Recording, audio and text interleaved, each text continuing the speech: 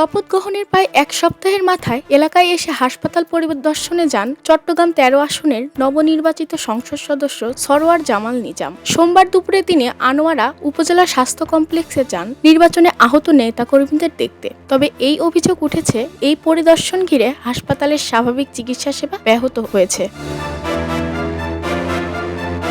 সরেজমিনে গিয়ে জানা যায়, এমপির আগমনকে কেন্দ্র করে হাসপাতালে বিপুল সংখ্যক দলীয় নেতাকর্মীদের উপস্থিতি দেখা যায়। এতে ভোগান্তিতে পড়েন ভর্তি থাকা রোগী ও চিকিৎসা নিতে আসা সাধারণ মানুষ।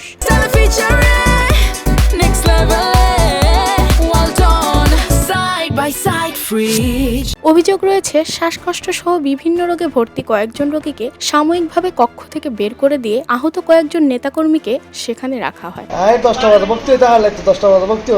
অনবরা পেখানা বন্ধ নয় ধরে না হয় দিন 10টা বাজে ওই ওর মতন চিন্তা ভাবতে হারা বাইর করে দিচ্ছে না আসতে পারতো না তিনারা লুকি এসে বলো আবার লুকি ওম বলে বাংলাদেশের লুকি আরো তো এরকম আসি আরো বাইর না করে তাই তুমি ভাগ দিলি না বাবা মিশে হাত মার রুয়াবে তুমি না কি করে যাই তো হতে না তা এগুলো কি না পারে এগুলো মারামারি করে আর দুঃখ সুখ করে আমার কথা বলি এগুলো যদি আমি বিশাল হাত মারে এগুলো কথা বলছি কিনা আর ডুবিতে না কথা বলতে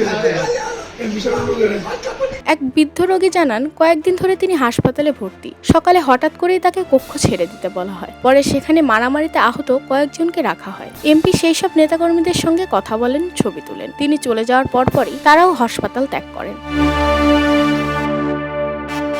নাম প্রকাশ না করার সত্ত্বে এক রোগীর স্বজন বলেন, তাদের রোগী আগে থেকেই ভর্তি ছিলেন, কিন্তু রাজনৈতিক কর্মীরা এলে তাদের সরিয়ে দেওয়া হয়। বিকালে গিয়ে দেখা যায়, যাদের জন্য এত আয়োজন তারা আর হাসপাতালে নেই।